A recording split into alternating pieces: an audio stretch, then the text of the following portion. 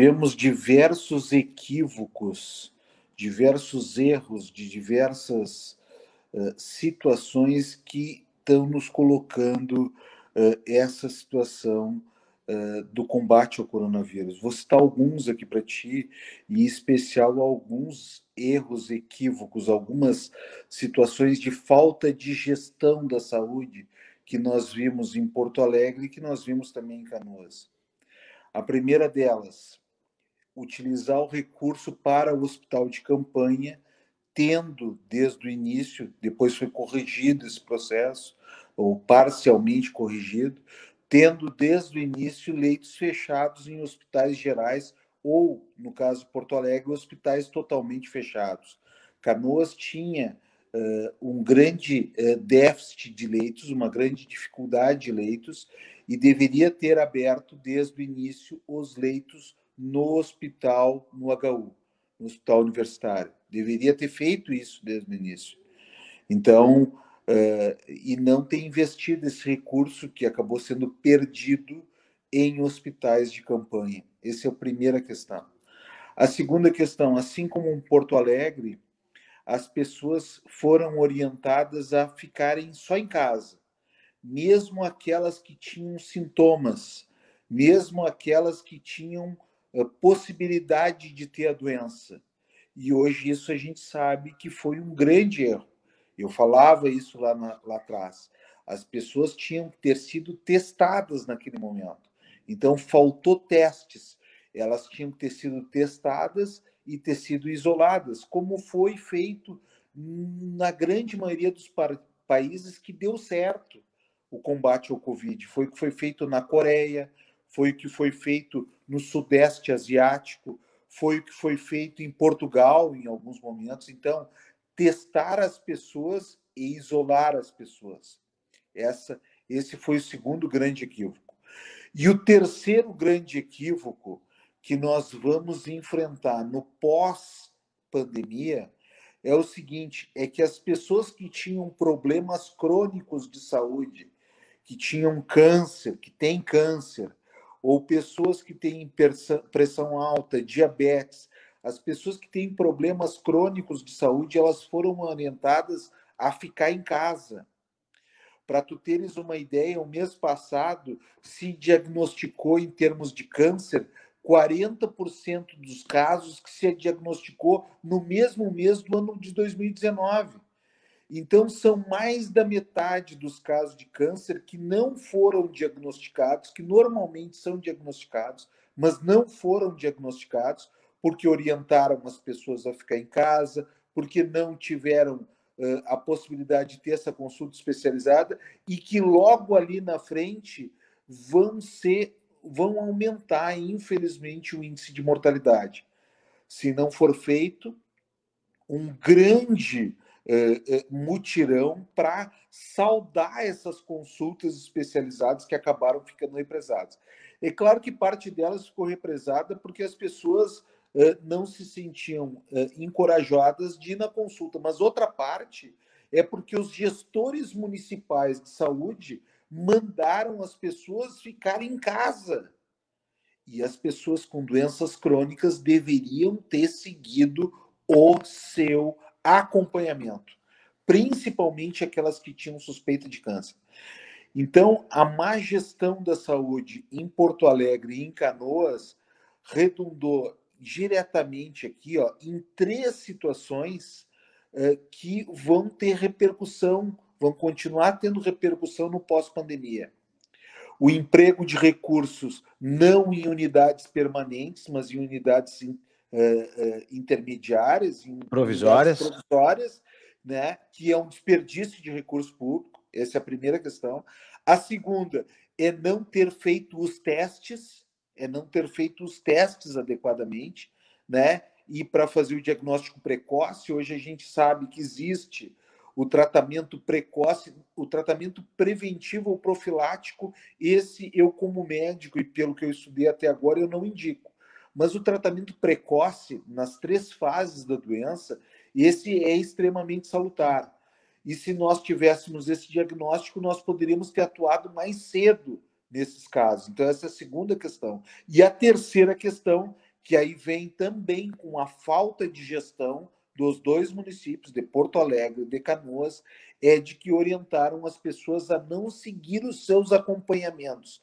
E estas pessoas seguramente ficaram mais fragilizadas e mais propensas a pegar o coronavírus, e logo ali adiante nós vamos ter um grande número de casos de doenças incuráveis, de cânceres já metastáticos, que vão ser diagnosticados, e nós vamos ter, com isso, infelizmente, um aumento de mortalidade.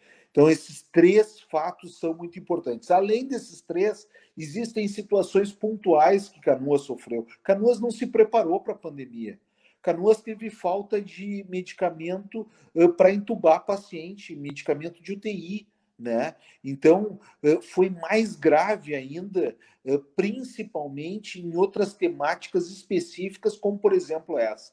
Então, resumindo, Júlio, eu vejo com muita preocupação esse processo, né? E quero crer que essas coisas elas precisam ser corrigidas daqui para frente. Doutor Tiago, o senhor, além de ser um médico experiente aí, uma longa carreira exitosa na área da medicina, também é um deputado, foi vereador, é um parlamentar atuante e conhece muito bem os bastidores da política. Quero lhe provocar no seguinte pensamento. A gente tem visto, não vou citar aqui exemplos, mas no Brasil, de modo geral, eu tenho me assustado diariamente com o noticiário, porque além do vírus da Covid, que é tão sério, inclusive eu fui vítima do Covid, né? Ultrapassei recentemente esse vírus, mas eu vejo que há outro vírus da corrupção e da má gestão dos recursos públicos, né? O que nós estamos vendo no país todo são gestores mal intencionados que, em meio a uma pandemia, enquanto empresas quebram, enquanto pessoas perdem os empregos, enquanto tantas já perderam as vidas no país, e aqui no Rio Grande do Sul não é diferente, a gente vê uma má administração de recursos. E lhe questiono, porventura há também uma intenção ou uma má intenção eleitoreira dos gestores de surfarem na onda do corona, com gastos exorbitantes em propaganda, por exemplo, tentarem se promover no meio de uma crise tão histórica, sanitária e econômica? Não há dúvida, né? Em Porto Alegre, por uma ação do Tribunal de Contas, do Ministério Público de Contas, o prefeito foi determinado ao prefeito que parasse de gastar recurso do Fundo Municipal de Saúde com publicidade, né? O prefeito retirou 3 milhões, não é milhões, não é mil, é 3 milhões 123 mil do Fundo Municipal de Saúde e colocou em publicidade. Isso é um claro dinheiro sagrado do Fundo Municipal de Saúde, que tinha que ser gasto só com saúde. Isso é um claro desvio de finalidade do recurso público, né? Então, eu não tenho nenhuma dúvida com relação a isso, nenhuma. E os gestores no Rio Grande do Sul, alguns recursos tiveram desvio de finalidade, claro. Porto Alegre recebeu pelo menos 200 milhões de reais para o combate ao Covid. Foram 116 milhões do governo federal, foram 64 milhões do governo estadual e foi 10 milhões da Câmara de Vereadores. E mantém 3 hospitais fechados. É uma vergonha. Parque Belém, com possibilidade de 250 leitos e 25 leitos de UTI. Beneficência Portuguesa, com possibilidade de 150 leitos e 20 leitos de UTI, sendo que 19, o prefeito aqui disse que não existia, os 19 foram oferecidos do governo estadual, que acabou comprando.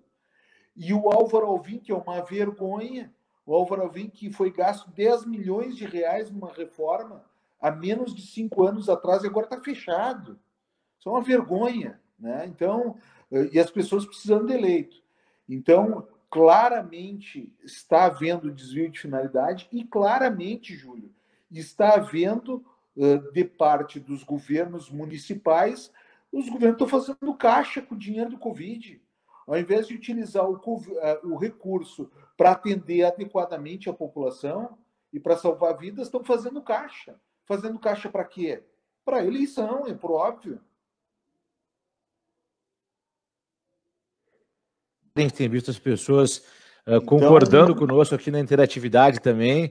É um cenário que, além da crise, além da pandemia, a essa má intenção e essa corrupção escancarada em vários locais do nosso país, né? É o chamado covidão, né, Júlio? Covidão, né? Utiliza o recurso de forma inadequada, com desvio de finalidade ou para fazer caixa e, com isso, depois, na época da eleição, de forma assistencialista, usar o recurso para ganhar os votos e ganhar a eleição. É isso que, infelizmente, nós estamos vendo. Aqui em Canoas, por exemplo, na semana passada houve uma polêmica sessão na Câmara dos Vereadores, que se estendeu aí por várias horas, nós estávamos acompanhando, em que o governo municipal lançou um projeto de criar um auxílio emergencial aqui para os canoenses, de R$ 150 por 4 meses, a partir de setembro até dezembro, 4 meses de auxílio emergencial. Até um vereador... né? Coincidentemente. Só que esse projeto havia sido lançado já no mês de março por vereadores de oposição e não foi aprovado, não foi sequer lançada a votação. Agora foi lançado e um vereador, o vereador Gilson Oliveira, deve estar na audiência conosco, lançou uma emenda. Falou, olha, eu vou aprovar, até porque nós lançamos lá em março, porém eu proponho que essa entrega desse benefício para as pessoas que precisam seja entregue por servidores de carreira da prefeitura para evitar qualquer tipo de conflito de interesse eleitoreiro. Mas não, foi vetada essa emenda e cabe ao executivo entregar como bem quiser durante esse período de 4 meses um benefício emergencial. É muito complicado. Mas é tudo uma coincidência, né, Júlio? Pois é. Não passa de uma coincidência isso aí, né? Não, é verdade. É triste isso, né? Mas eu acho que as nossas populações assim vão ter clareza na observação das gestões, né? Eu acredito muito de que as pessoas precisam avaliar bem, né, o seu voto, porque isso vai ter repercussões por 4 anos, né? Por 4 anos. Perfeito. Doutor Tiago Duarte, para a gente encerrar essa nossa agradável conversa, eu gostaria de mais uma vez pedir a sua dica enquanto médico, né, além de deputado, porque eu tenho percebido assim que, graças a Deus, a gente tem melhorado um pouco os números, né, nessa crise, mas é importante lembrar que a pandemia continua, os cuidados devem continuar sendo tomados pela população de um modo geral, né, doutor? Eu vou mostrar aqui, ó, no meu consultório, ó. Isso aqui não me abandone, é a minha máscara, tá? Então eu utilizo a máscara, né? Utilizo também aquela que é um bico de pato quando tem algum paciente respiratório aqui, né? Tá aqui, ó, do meu lado o álcool gel, né? O álcool gel e eu evito aglomerações, né? Então evitar aglomerações é fundamental, né? A gente vê com muita tristeza, né, essa falta de noção, por exemplo, no Rio de Janeiro, do pessoal querer reiniciar com futebol, com torcida, né? Pois é. Por um mero... só em função da questão econômica dos clubes, né? De um número pequeno de clubes, né? Então, vamos expor uma grande parte da população a ter mais riscos. Isso é realmente, assim... uma falta de cidadania, uma falta de humanidade com as pessoas que transcende qualquer outra possibilidade. A gente vê aqui a gente numa angústia tremenda com questão da educação, aquela situação de saber se volta, se não volta, qual é o melhor momento, e mesmo tentando regrar de toda forma, e alguns estados, aí eu tenho que dizer aqui, como o Rio de Janeiro, como os clubes do Rio de Janeiro querendo fazer movimentos já para a volta de torcida de 10 mil. Imagina, 10 mil pessoas, 20 mil pessoas no campo de futebol, né? Então, realmente é uma falta de sintonia. É só olhar para o mundo, o que estão fazendo, né? No mundo, todo mundo continua restringindo, né? As medidas restritivas, elas são importantes para que a gente não tenha novos casos. Mas é claro que a gente não pode matar toda a economia, né? Então é difícil esse sopesar. Agora o futebol já voltou. A parte do futebol, das transmissões já voltou. Agora com torcida no estádio é uma demasia, né? É inviável, né? É inviável, né? Mas eu deixaria essas dicas aqui, né? A máscara, o álcool gel e a questão de evitar aglomerações com mais de 10, com mais de 15 pessoas, e procurar, é claro, que se tiver algum amigo, parente que esteja com sintomas respiratórios, orientar essa pessoa de que ela precisa fazer o teste. Ela precisa fazer o teste. Tratamento precoce, sim. Tratamento precoce é quando tem sintomas e tem teste positivo. Sim. Aí a gente tem nas fases do tratamento medicações que podem ser utilizadas. Agora, tratamento preventivo ou profilático antes de ter, não existe. Não existe. Isso é conversa, né?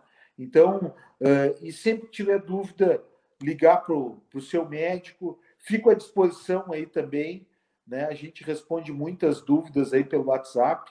Posso dar o meu número? Claro, fica à vontade, doutor, por favor. 91342147. Pode até botar o meu número aí, Júlio. Vamos lá, vamos repetir, por favor, doutor Thiago. 91342147. É claro que pelo número de mensagens eu não consigo responder todos em tempo real, mas sim, no mesmo dia eu respondo, nem que seja de madrugada. Tá certo. Doutor Thiago, me resta agradecer demais aí o senhor abrir um espaço na agenda para conversar gentilmente conosco, sempre esclarecedor, didático de escutar. Muito obrigado, um bom trabalho para o senhor. Obrigado e um abraço a toda Canoas aí e a vocês.